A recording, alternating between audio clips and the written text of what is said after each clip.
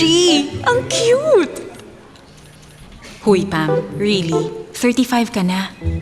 Cradle snatcher? Is that you?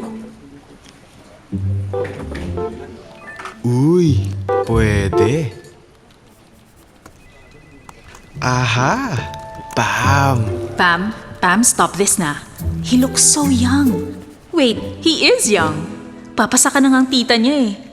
You should be looking for someone your own age. Or 5 years plus minus. Max na yon, ha?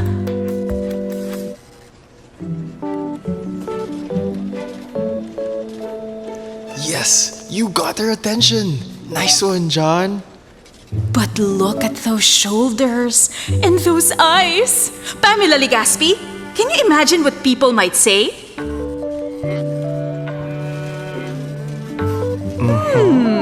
May nagkaganap pa?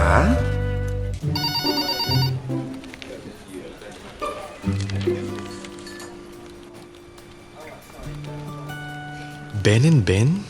Di ba dapat Backstreet or NSYNC ang trip niya? Anyways, she has good taste. Magugustuhan niya ako.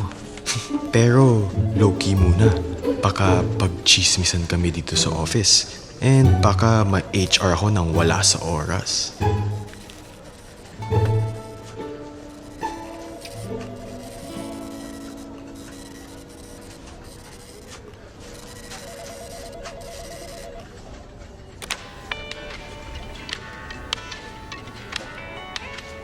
Ang ingay naman mag-earphones.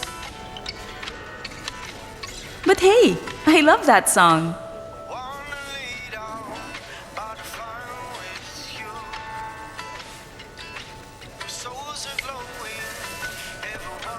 Bet ko na talaga siya. Kaso, nakaka-insecure. Ay, landian alert. But with Pam, ilan taon na ba si baby boy? Wait. May ganong tinginan? I smell something sweet. Parang sugar. Sugar mommy. Oh, sorry ka dyan.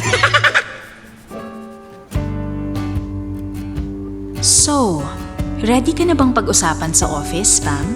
Sobrang judgmental pa naman ng mga tao dun. Kasi naman, he's so young. But so cute. Ay, nako. Age is just a number. Single siya. Single naman ako.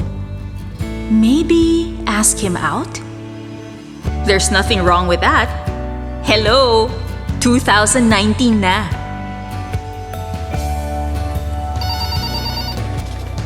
Okay, perfect. Nasa fax machine na siya. Game, Pam? Huh? From Pam?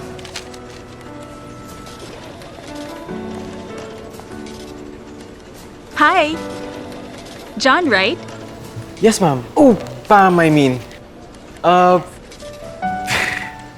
How did you do this? Fax machine. Wow.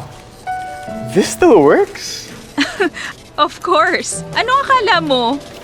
Sorry na. So, you wanna make it up to me over coffee? If that's okay with you? Sure. Maybe tonight holds a little